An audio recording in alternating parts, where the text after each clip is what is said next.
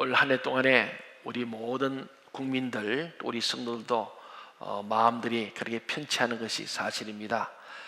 지난 봄에 우리 세월호 사건으로 출발해서 계속해서 안 좋은 소식들이 군에서도 또 사회에서도 가정에서도 각계각층에서 또 우리 정치권이든지 경제 분야에서도 또 사회, 문화, 교육, 국방, 우리 모든 예술 분야에서도 모든 분야가 총체적인 난국을 우리가 경험하고 있다 보게 됩니다.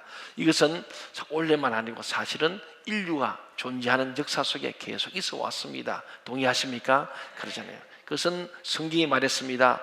이 땅에는 결코 평안한 날이 없다는 겁니다.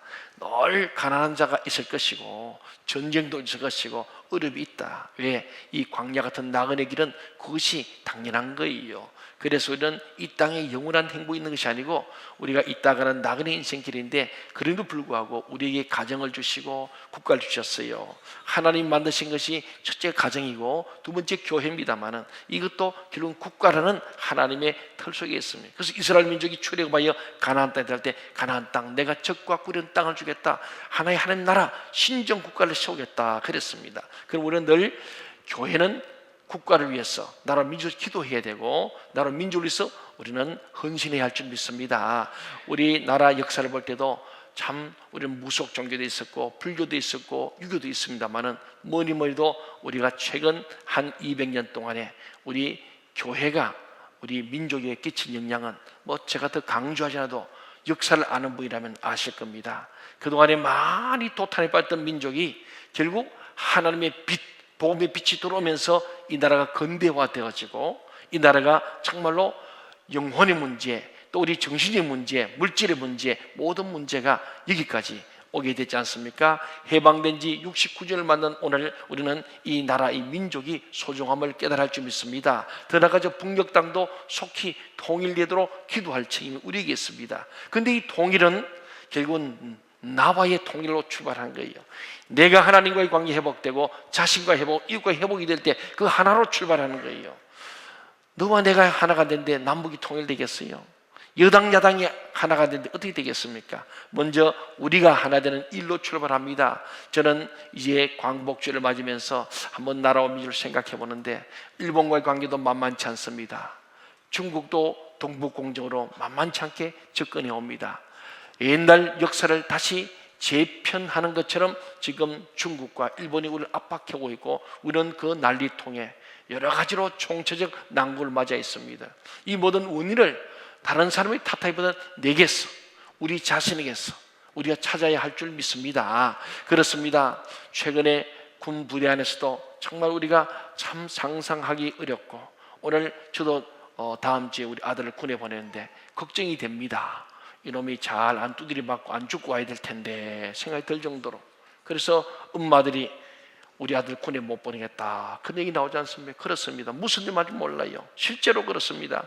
그런데 이런 여러 가지 우리의 불안정한 이 시국을 봅니다마는 이것은, 이 땅은 영원히 불안정한 거예요.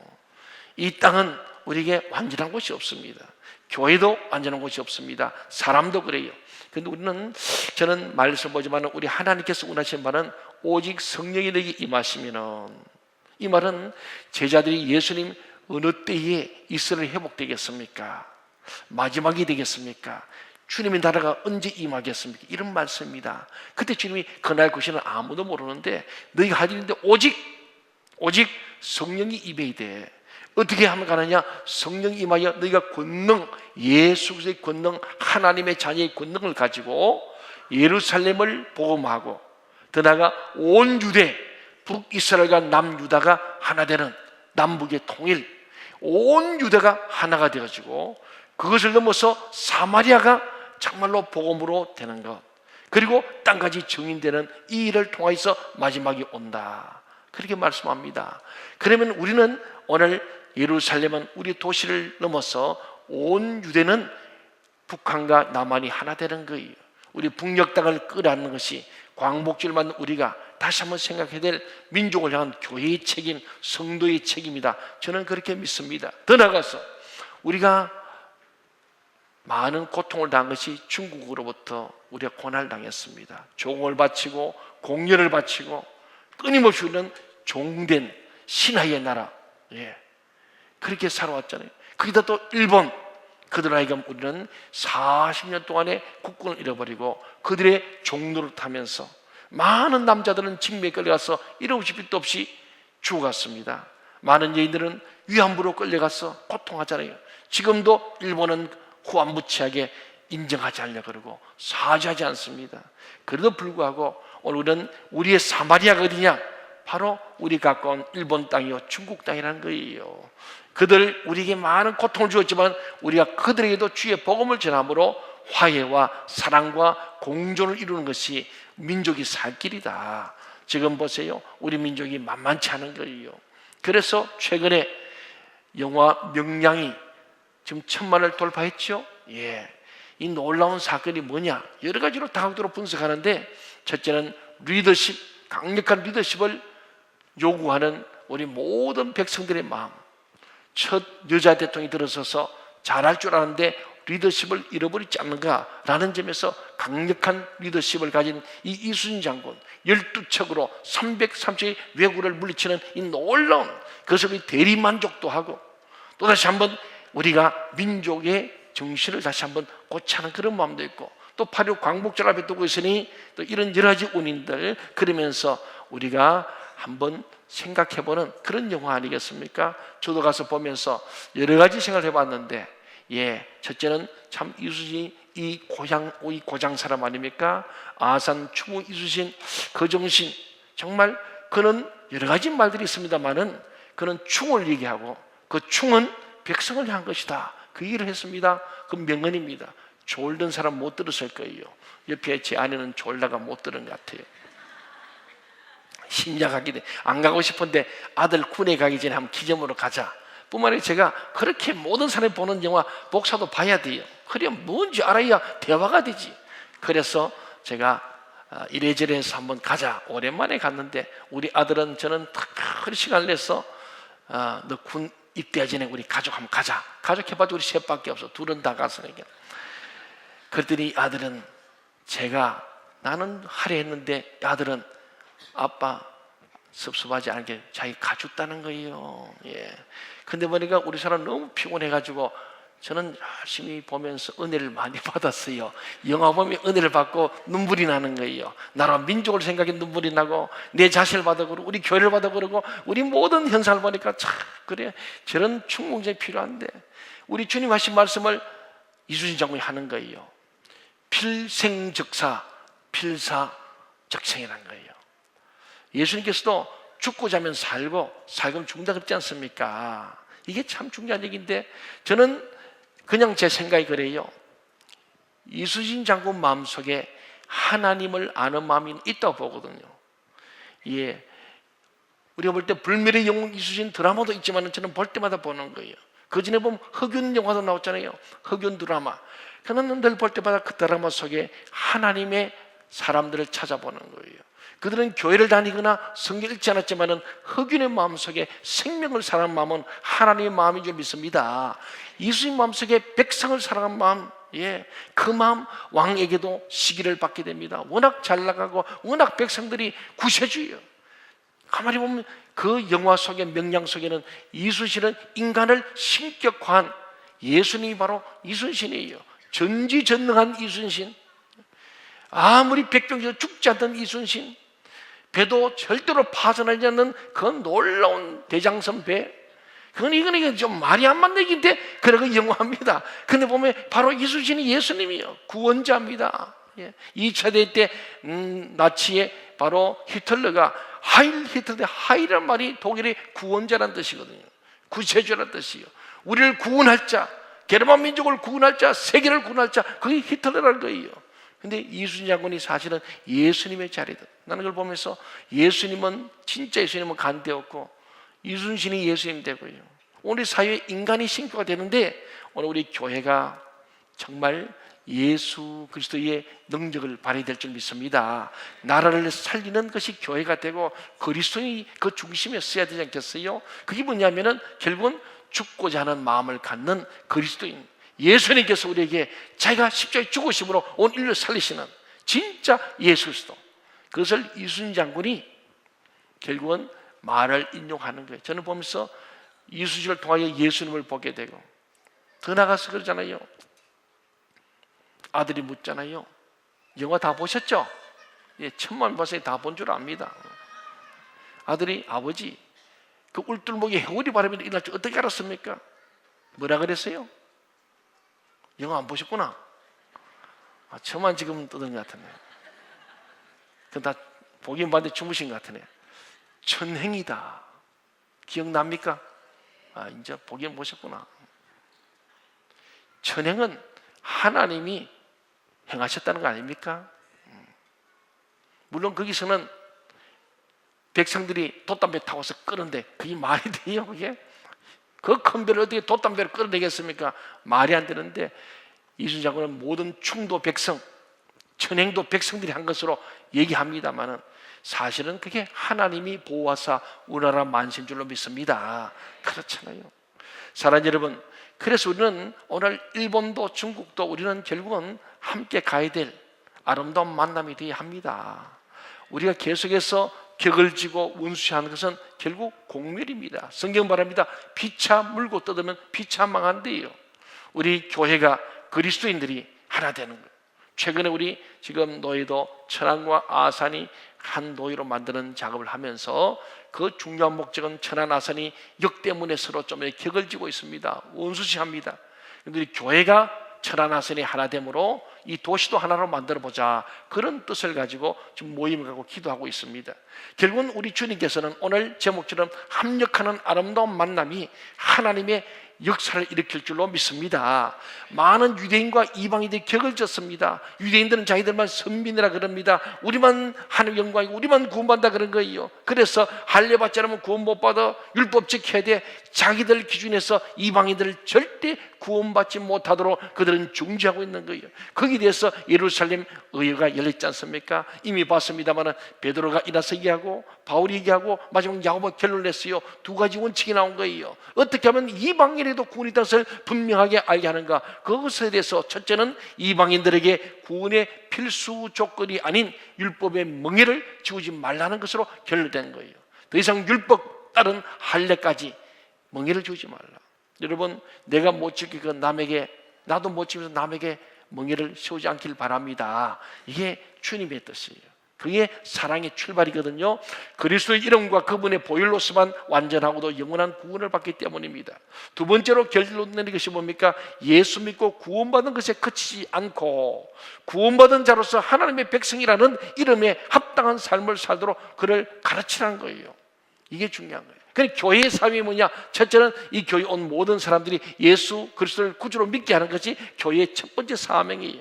그래서 예수 믿는 자에게 세례를 주는 거예요. 이게 교회가 할 일이고, 두 번째는 예수 믿고 구원받고 세례받은 우리 그리스도인들에게 그 예수 믿는 그리스도인답게 살도록 가르치라는 거예요. 지키라는 거예요. 그래서 설교는 뭐 하는 거냐?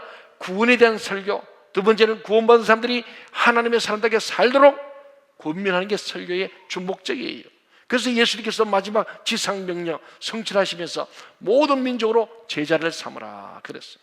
동의하십니까? 안 해도 할 수 없어요. 주님 말씀하셨어요. 하나님 교회의 명령은요, 야 너희가 열심히 예수 믿겠어, 그들을 장로, 집사, 권사 세우라, 이런 말을 한 적이 없어요. 그게 우리 목적. 그는 하나의 과정일 뿐이죠. 도구일 뿐이에요. 결론은 예수님은 모든 민족으로 제자를 삼아서 성부, 성자, 성령으로 세례 베풀어라. 그리고 세례받아 제자된 그들에게 뭐하냐? 내가 너에게 분부한 것, 주님 말씀, 이 말씀을 뭐하라? 가르쳐 지키라고 말씀하신 거예요. 이게 주님의 지상명령입니다. 그래서 교회는 뭐 하는 것이냐? 여러분들 예수 믿고 구원받은 여러분을 가르쳐 지키라. 말씀을 잘 가르치고 지키게 하는 거예요. 그래서 교육과 훈련이 있는 거예요. 그래서 교육과 훈련이 없는 교회는 잘못된 교회입니다. 그것은 오늘 첫 번째 구원에 만족하는 거죠. 두 번째 삶을 못하는 거죠. 그래서 우리 교회는 오늘 권사님 윤정수 권사님 간증하신 것처럼 우리는 끊임없이 우리는 구원의 확신을 위해서 정말로 우리 구원의 확신에서 알파코스를 하고, 그리고 정말 하나님을 만나는 사건, 십자가의 능력, 예수 이름의 권세를 알기 위해서 인카운터와 포스트 인카운터 하는 거예요.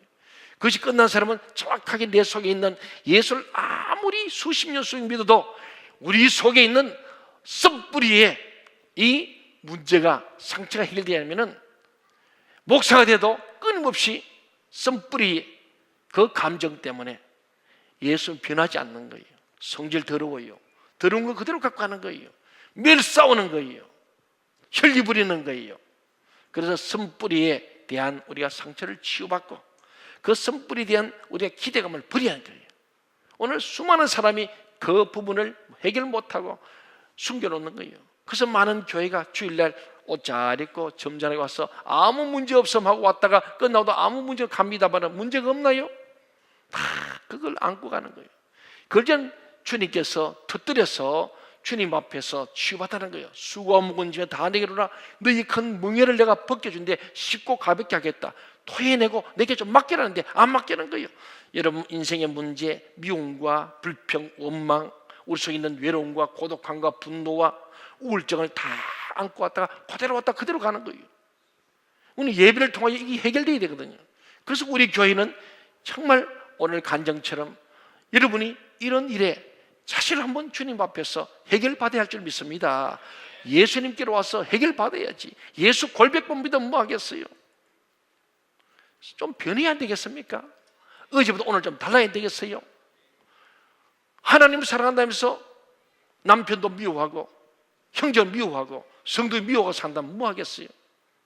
주일 와서 같이 보면 반갑고 즐거워서 만나면 인사하고 사랑합니다, 용서합니다, 축복합니다 말로가 아니고 진짜 그렇게 살아야지. 동의하십니까? 여러분 왜 인생에 그 무거운 짐을 지고 얼굴에 나는 고민하고 있음 모든 짐을 다 지고 있음 쓰고 다닙니까? 정말 예수 바로 믿으시기 바랍니다. 오늘 유대인들이 그런 거예요. 율법으로 스스로 얽매놓고는 이것 안 지키면 다 안 된다 그러고 자기도 못 지키면 남도 지키라는 거예요. 이에 대해서 오늘 우리의 성경은 그게 아니라는 것입니다. 사랑하는 여러분, 신앙의 교리가 분명해지고 확정되면 신앙의 갈등이 사라집니다. 여러분이 하나님을 믿을 것인가 믿지 않을 것인가 하는 문제를 가지고 계속 고민하면 모든 문제가 고민이 생기는 거예요. 믿음이 확정되지 않은 채 교회 다니면 계속 고민하게 됩니다. 그러나 하나님께 마음이 확정되면 인생의 문제가 단순화되는 거예요. 그래서 다윗 말합니다. 다윗은 내 마음이 확정되고 확정되었사오니 확정되니까 하나님께서 일평생 바르게 사는 거예요. 이런 마음이 확정되기를 바랍니다. 예루살렘의 결정이 내리자 바나바와 바울이 드디어 유다와 실라와 더불어서 안디옥으로 가잖아요. 편지를 갖고서 읽어줍니다. 여러 말로 해석해주고 그들이 권면했습니다. 그들이 모두가 위로와 권면받고 기뻐했더라. 그게 오늘 본문의 30절 33절 말씀입니다. 그래서 교회가 평안해졌습니다. 폭포수처럼 솟아냈고 들끓던 많은 논쟁들이 순식간에 잠잠해졌어요. 이제 본문 33절 그 뒤에 보니까 36절까지 사이에 어떤 한 이야기가 있는데 34절을 보세요. 그게 뭐라 쓰였어요? 없음 돼 있어요. 없기는 뭐가 없어요? 없으면 서지 않을 건데 말 놓고 이렇게 굳이 갈라고 없음 했겠습니까? 이 얘기를 우리가 추적해 보니까 갈라디아 2장에 가니까 이 이야기가 삽입이 되어 있더라는 거예요. 오늘 바울과 바나바, 유다, 실라가 4명이 지금 안디옥 교회로 회의를 마치고 편지를 갖고 왔습니다. 그런데 얼마 뒤에 베드로가 이 안디옥 교회에 갔다는 사실이 나옵니다. 거기서 한 사건이 나오는 거예요. 이거에 대해서 바울이 어떻게 반응한지를 보면서 우리가 정말 하나님 앞에서 어떤 믿음의 자세를 취할 것인가를 오늘 보고자 하는 거예요. 여러분 우리가요 정말 믿는 대로 살고 말한 대로 살면 은행일치 신행일치 되면 얼마나 좋겠어요. 저도 여러분들 그게 소원 아닙니까? 저도 목사로서 은행이 일치되고 신행일치 원합니다. 근데 그대로 잘 안 되잖아요. 그게 현실입니다. 그런데 베드로도 마찬가지였어요. 은행일치 신행일치 안 되었어요. 그래서 베드로 실수도 많이 하고 고민도 많이 했습니다. 갈라디아 2장 11절 13절을 우리 여러분 찾으면 여러분 한참 걸리잖아요. 자, 화면을 보시기 바랍니다. 갈라디아 2장 11절 13절을 같이 한번 읽어보도록 하겠습니다. 시작. 게바가 안디옥에 이르렀을 때 책망받을 일이 있기로 내가 그를 대면하여 책망하였노라. 야고보에게서 온 어떤 이들이 이르기 전에 게바가 이방인과 함께 먹다가 그들이 오매 그가 할례자들을 두려워하여 떠나 물러가매 남은 유대인들도 그와 같이 외식함으로 바나바도 그들의 외식에 유혹되었느니라. 게바가 누굽니까? 베드로죠. 베드로가 어디에 왔어요?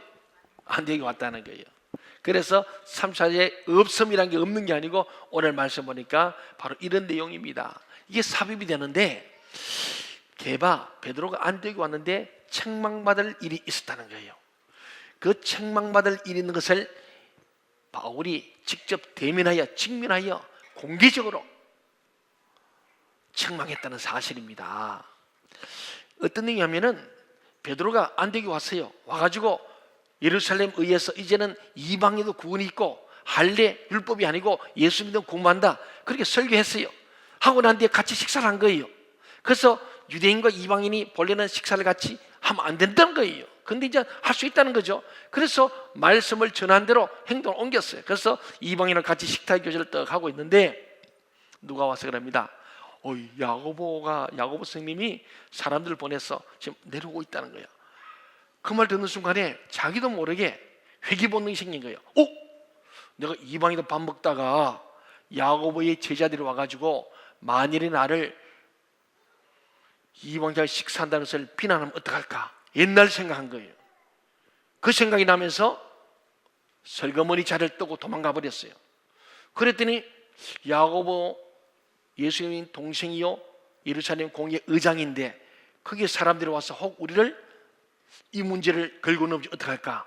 법적으로 문제할까? 그러면서 나머지 사람도 유혹돼 속 떠나버리고, 누구까지? 오늘 보니까 바나바도 저희 외식에 유혹이 됐더라. 외식은요 위선한다는 거예요. 방금 먹으니까 안 먹은 척 한다는 거예요. 누가? 베드로가 함께했던 이방인들이 누구까지? 바나바까지 여기에 유혹이 되었다는 사실입니다. 이를 통해 볼 때 자신이 젖어있던 전통과 문화에서 빠져나와서 새로운 영적 진리에 이른다는 것이 말처럼 쉽지 않다는 것을 알 수 있어요. 얼마나 어려운 일인지 베드로조차도 실패했습니다. 그는 순식간에 옛날의 전통으로 돌아가서 유대인식으로 믿는 모습을 보일 수밖에 없는 고통을 겪게 되는 거예요. 이게 이제 베드로가 갖는 이중성이에요. 아직도 유대인에서 완전히 복음인이 못해 율법인에서 복음으로 바뀌지 못한 거예요. 여러분, 예수 안 믿던 사람이 처음 교회 나온다고 하루아침에 확 바뀝니까? 아니라는 거예요. 과정이 있습니다. 이런 과정 속에서 오늘 바울이 판단하면서, 바울은 칼입니다. 여러분 보세요. 여러분 어떻습니까? 주님을 믿고 나서 당장 세상 일을 버리겠다고 결심합니다. 세례받고도 그럽니다. 다 약속합니다. 옛사람은 죽고 새사람 되기로 하고, 이제 옛날 술 담배 다 끊어버리고 옛날에 하던 나쁜 짓 다 버리고 죄 안 짓고 이제 거룩하게 살기로 확실히 믿습니까? 네 하고 답을 했는데 정말 그래 사나요? 그렇게 100%못 살거든요. 살려고 노력할 뿐이죠. 오늘 그 과정이 있는 겁니다. 근데 오늘 보니까 예수 믿는 구원받는 말이 맞다는 사실을 알지만은 때로는 그것이 이해가 잘 안 되는 거예요. 그래서 자꾸 내가 뭔가 해야 되고 변해야 될까 그런 생각이 드는 거예요. 예수 그리스도의 십자가의 공로로 구원받는다고 그렇게 말하고 아멘 했는데 생각하니까 그것만 가지고 안 되고 내가 뭔가 좀 보태야 될 것 같아요. 플러스 알파. 그게 지금 중세 때의 캐톨릭이었습니다. 예수로만 구원한데 믿음으로 구원하고 행함이 있어야 돼. 그래서 캐톨릭은 공덕 사상을 중요합니다. 그것이 먹혀들어서 뭐냐면 베드로를 지을 때 교황으로 이미 죽고 없는데 베드로를 일대 교황으로 삼았어요. 그냥 만든 거죠. 그러면 베드로는 죽었는데 시신도 못 찾아서 역사적으로. 그런데 어디서 하나 관 하나 갖다 가지고 지금도 우리 유병헌 씨가 기냐니 하듯이 하여튼 관 하나 이 베드로 해골이다 하고는 그걸 땅에 묻고 그 위에다 교황청을 세운 거예요. 왜? 반석 위에 내교를 세운다니까. 그 말씀 마태복음 16장을 성취하려고 베드로를 그래서 일대 교황 죽어버렸어. 그런데 일대 교황으로 하고 이대는 요한이다 그러고 그걸 시작한 거예요. 그게 교황청 역사입니다. 이번에 교황이 이제 옵니다만은 왔나요? 몰라도 괜찮아요. 중세 때 그래서 예수로만 구원이 안 되고 여러분 헌금을 많이 해야 되고 공덕을 많이 쌓아야 되는 거예요. 그래서 공로 사상이 존재하면서 교황청을 저렇게 돈이 필요해. 그래서 면죄부를 만든 거예요. 성경 면죄부가 없습니다. 그래서 어떤 죄를 지면 고해성사하면 신부가 돈을 정해줘요. 이거는 얼마 헌금하면 죄가 면한다. 큰 죄는 많이 해야 돼.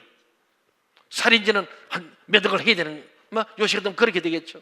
그래서 그 돈을 갖다가 헌금함에 닦는데 헌금에 그 돈이 바닥에 똥 떨어지는 순간 죄가 면해진다. 그게 면죄부였습니다. 그게 캐톨릭의 본체예요. 성당이 그런 거였어요. 지금도 별로 안 강조할 것 같지만은 죽고 나서도 죽을 때 천당 좋은 자리가 있어서는 헌금을 많이 강조합니다. 여러분, 이런 잘못된 것들이 있었어요. 예수 그리스도 은혜로 구원받은 줄 믿으시기 바랍니다. 헌금으로 구원받는 게 아니에요. 많이 하면 천당 좋은 데 가는 게 아니에요. 우리는 구원받은 사람으로서 구원받은 사람들에게 그 은혜와 주님의 사랑에 감격하여 우리가 시간과 물질과 정리를 드린 줄로 믿으시기 바랍니다. 그럴 때 부작용이 없는 거예요. 억지로 하는 거 아니에요.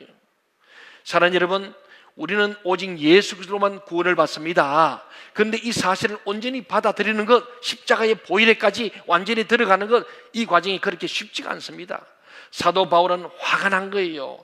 베드로 같은 사람도 아직도 율법에 젖어서 복음화 되지 않은 거예요.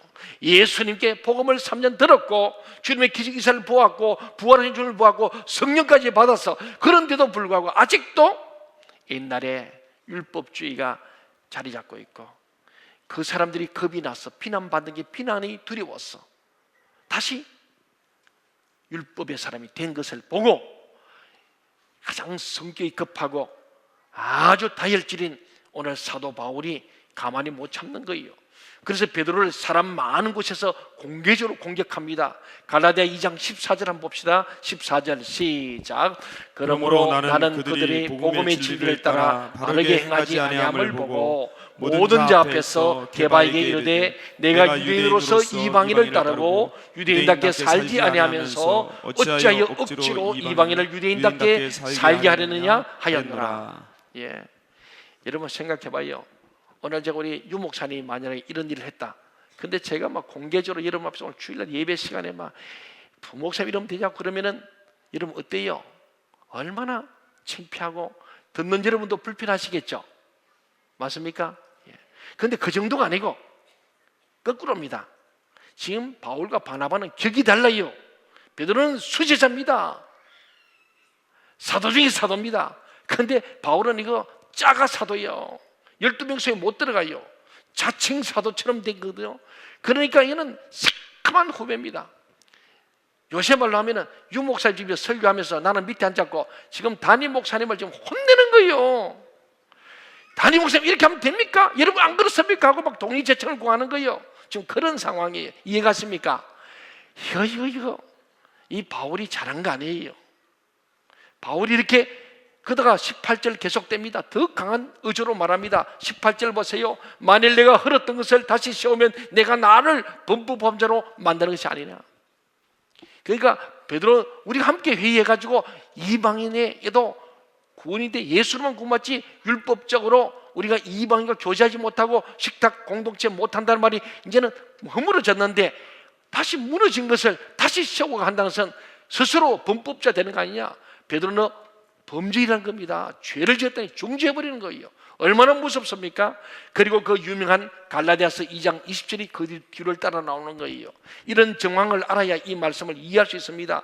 우리 갈라디아 2장 20절 다 함께 한번 읽어보겠습니다. 시작. 내가 그리스도와 함께 십자가에 못 박혔나니 그런즉 이제는 내가 사는 것이 아니요 오직 내 안에 그리스도께서 사시는 것이라. 이제 내가 육체 가운데 사는 것은 나를 사랑하사 나를 위하여 자기 자신을 버리신 하나님의 아들을 믿는 믿음 안에서 사는 것이라. 이 성경에는 많은 분들이 암송하고 좋아합니다. 그런데 이 말씀이 방금 앞에 이런 과정을 거쳐서 나온 말씀이에요. 외식하지 말라는 거예요. 이제 우리가 사는 건 내가 사는 게 아니에요. 나는 죽어버리대. 옛날 베드로는 죽었고 시몬도 죽고 게바는 죽었고 이제는 예수가 내 안에 산다는 거예요. 예수가 내 안에 살기 때문에 정말 나를 위해서 자기 자신을 버리신 하나님의 아들을 믿는 믿음 안에 사는 거예요. 내 안에 예수가 사는 것은 예수께로 말하면 믿음으로 산다는 거예요. 믿음으로 구원받는다는 거예요. 믿으시기 바랍니다. 그렇잖아요. 우리는 여기서 베드로의 실수를 보았습니다.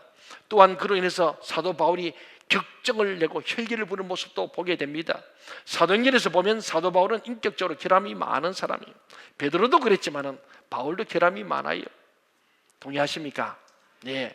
그러나 하나님은 이처럼 부족하고 완전하지 못한 인간을 통하여 구원의 역사에 복음의 역사를 계속 행하신다는 사실. 저와 여러분같이 부족한 사람을 통해서 하나님 일하시는 거예요. 바로 이것이 본문 말씀을 통해 볼 수 있는 또 한 가지의 주제입니다. 우리는 성자가 아닙니다. 한번 여러분 성자 있습니까? 한번 옆 사람 물어봅시다. 물어보세요. 당신은 성자입니까? 물어보세요. 묻기도 민망하지요. 예. 만일 누가 나는 성자입니다 그러면 그건 좀 착각하시는 분입니다. 우리 중에 아무도 성자가 없어요. 거룩한 사람, 하나님의 흠이 없는 사람은 없습니다. 동의하십니까? 그렇습니다. 한 부분에 좋은 점이 있다면 다른 부분에 약점이 있게 마련이에요. 하나님은 우리가 온전하고 능력이 있어 우리를 쓰시는 게 아닙니다. 우리가 연약하고 부족하고 지혜롭지 못하고 성격이 급하고 비인격적인 요소가 있지만 그것을 다 아시면서도 우리를 사랑하시기 때문에 우리를 통하여 일하시는 거예요. 여기 있는 박 목사도 참 흠이 많은 사람이에요. 약점이 많은 사람이에요. 기ram이 많은 사람이에요. 하나님이 아시고 여러분도 아세요. 그럼에도 불구하고 하나님께서 그 결점을 알면서도 사랑하기 때문에 목사로 세워주시고 여러분에게 집사, 권사, 장로로, 성도로, 찬양대원으로 세워준 줄로 믿으시기 바랍니다. 우리 자랑할 게 없는 거예요. 내세울 게 없는 거예요. 이걸 우리 알아야 합니다. 그렇습니다. 비록 성자라는 말을 듣는 사람이라 할지라도 연약함과 실수가 많습니다. 완전하고 헌금 잘하고 봉사 잘하고 누구보다 신실하고 약속 잘 지키기 때문에 하나님이 우리를 사랑한 게 아니에요. 우리는 의인이 아니라 죄인이었기 때문에 은혜 받을 수 있었고 하나님의 자녀가 될 수 있습니다. 예수님이 말했잖아요. 나는 의인을 부러운 게 아니다. 의인이 없어요. 근데 스스로 의인이라는 사람은 부러운 게 아니라는 거예요. 나는 죄인을 부르러 왔다. 저와 여러분이 죄인이기 때문에 주님이 우리를 찾아오셨고 우리를 불러준 줄로 믿으시기 바랍니다. 사도 바울과 바나바는 분명한 하나님의 일꾼이었어요. 성령을 체험하고 복음에 사로잡힌 후에 그들은 물불을 가리지 않고 목숨 걸고 주님 복음을 전했습니다. 그게 우리 본문 앞에 나오는 28, 29, 3절에 잘 나와 있잖아요. 바울과 바나바는 이렇게 목숨 걸고 복음을 전한 참 우리 사랑하는 자다, 그렇게 모든 사도들이 인정하고 있습니다. 그래서 그들을 환영하고 그들을 축복하잖아요. 그렇습니다. 그런데 오늘 특별히 사도 바울은요, 우리가 잘 봐야 하는데 두 사람은 흠모하고 존경할 만한 사람이었지만은 특별히 사도 바울은 설교와 변증에 뛰어났고 기적과 능력과 표적을 누구보다 많이 체험한 사람이에요. 행했습니다. 반면에 바나바는 설교나 변증에는 좀 약했지만은 신약에서 볼 때 그 어떤 사람과도 비교할 수 없는 인격을 소유한 사람이었어요. 특별히 그는 상담을 잘했어요. 그리고 연약한 자를 잘 돌봐줬습니다. 특별히 실수한 사람도 잘 용납했어요. 누가 더 훌륭해요? 누가 더 훌륭합니까? 예. 아빠 좋아해, 엄마 좋아해, 그런 질문인가? 둘 다 대단한 사람입니다. 그런데 우리 인격적으로 볼 때는 바나바가 월등히 훌륭한 사람이에요. 바울은 인격적으로 보세요, 아주 괴팍한 사람이에요. 그래서 베드로가 대사도 아닙니까? 그러면 좀 조용히 가서 베드로 사도님, 오늘 제가 볼 때 좀 마땅치 않습니다. 왜 그랬습니까? 하고 조용히 둘이 얘기해야 될 텐데 공개적으로 그냥 박살내버린 거예요. 이제 다음 주 보면 바나바까지 완전히 또 박살냅니다. 아주 바울은 독야청청이에요. 독불장군 같아 보입니다. 하나님이 그걸 보고도 쓰신다니까요. 여러분 너무 나는 너무 부족해서 그러지 마시고 그럼에도 불구하고 우리를 쓰시는 주님 앞에 감사하시기 바랍니다. 그렇습니다. 여러분 바울이 처음에 예수님 믿고 사람들에게 인정받지 못할 때 교회를 핍박하는 자고 예수님을 많이 잡아주기 때문에 사람들이 믿지 않습니다. 그럴 때에 누가 돌봐줬어요? 바나바입니다. 그가 정말 바울을 변증해주고 신원을 보증해주고 보호해 주었습니다. 또 사도 바울이 다락 속에 혼자 숨어 있을 때 그를 끄집어내어서 안디옥의 목회 현장으로 데려와서 사역하게 한 사람이 누구예요? 역시 바나바입니다. 바나바는 또 어떤 사람입니까? 자기 재산을 다 팔아서 사도들의 발 앞에 다 내놓고 다른 사람 하여금 그 재산을 관리하도록 한 사람이에요. 이런 바나바였어요. 누구도 따라올 수 없는 훌륭한 인격과 신앙을 가진 사람이었어요. 그러니까 바울과 바나바는 둘 다 장점도 있지만 약점도 있는 사람이에요. 근데 두 사람이 참 아름다운 만남을 가진 거예요. 바울이 만일에 바나바를 만났다면 바울은 절대 바울 될 수 없어요. 이 사울이라는 사람이 바나바를 통하여 바뀌어진 거예요. 바나바가 그래서 사울의 이름을 바꿀 때 바나바 바시를 넣어가지고 바울로 바꿨잖아요. 제가 만든 말입니다만 제가 그래 보는 거예요. 이 사울이 바울 될 때 보니까 너무너무 영향력이 바나바 때문에 그는 드디어 사도의 반열에 서기 때문에 아마 바나바 바시를 넣어서 바울로 바꿨지 않나, 나는 그렇게 생각을 해보는 거예요. 그만큼 바나바가 없으면 안 되는 거예요. 사울이 바울 되는 것은 철저히 바나바 영향 때문에 바나바가 바울이 된 줄로 저는 믿습니다. 그러니까 이 두 사람은 기가 막힌 팀을 갖췄어요. 성격은 전혀 다른데 달라야 잘 맞는 거예요. 돕는 자는요, 여러분, 우리 성격이 아마도 못 살겠다, 성격이 달라서 우리 일 같이 못하겠다, 그거 잘못된 생각입니다. 바울같이 성격 급한 사람과 느긋한 바나바가 만나서 짝을 이룰 때 아름다운 만남이고, 그때 합력하여 선을 이룰 줄로 믿습니다. 은사가 다르고 특징이 다르고 나이가 다르지만은 좋은 팀워크를 이루었습니다. 바나바가 먼저 초대교회에 왔고 바울이 후배가 됩니다. 바울은 바나바의 동생 같은 사람이에요. 동생. 베드로와 바울도 마찬가지로 동생 같은 사람이에요. 후배입니다.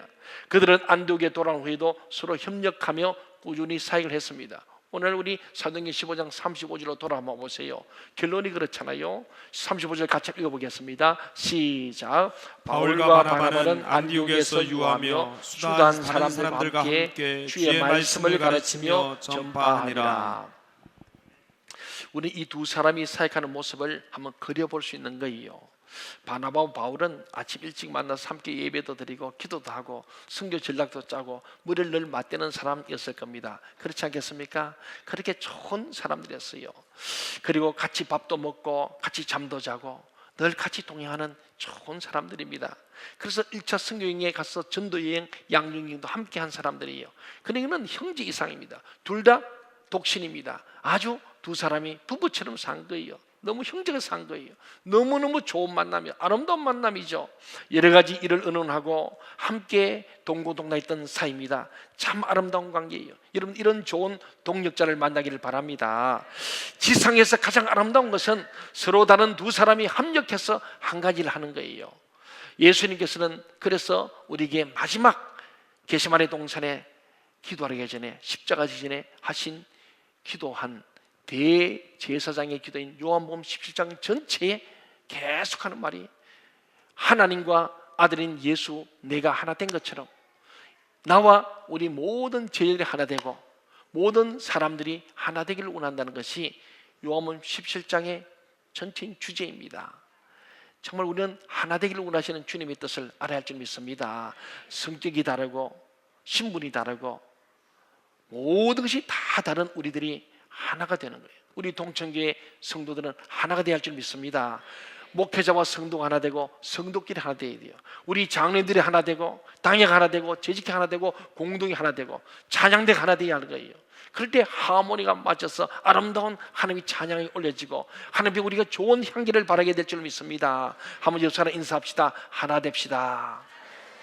말씀으로 하나 됩시다. 기도로 하나 됩시다.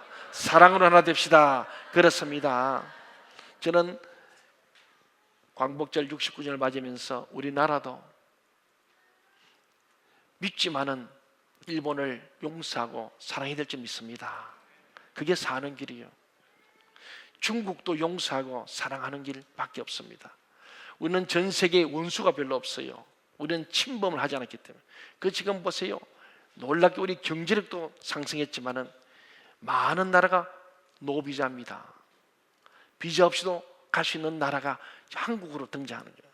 미국은 지금 많은 적을 삼고 있기 때문에 이슬람권의 미국 사람들 들어가기 힘듭니다. 그렇잖아요. 이라크를 공습한다 하는데 이라크 사람들이 미국 사람 좋아하겠어요? 우리 민족은 약소 민족인 동시에 평화의 민족이 되어서 모든 사람 더불어 평화를 이루는 이 민족, 그래서 동방의 예루살렘이요 동방의 이스라엘이에요. 사랑하는 여러분, 우리는 오늘 주님께서 바울과 바나바가 전혀 다른 스타일의 사람이 만나서 아름다운 만남을 통하여 서로 끌어주고 밀어주면서 아름다움을 가지고 그리고 합력함으로 아름다운 일을 이루고 하나님의 선한 일을 강력하게 했습니다. 이제 우리 개인도 우리 가정도 우리 교회도 우리 모두가 다 하나가 되는 거예요. 또 나라끼리도 하나 되는 일이 주님의 뜻인 줄로 믿습니다. 이 땅의 평화가 하나님께 영광이 되는 거예요. 예수님 올 때 하신 말씀이 하늘의 영광이 땅의 평화라 했잖아요. 반대로 이제는 이 땅의 평화를 이름으로 하나님의 영광을 돌리는 거예요. 프란시스코의 기도가 얼마나 중요합니까?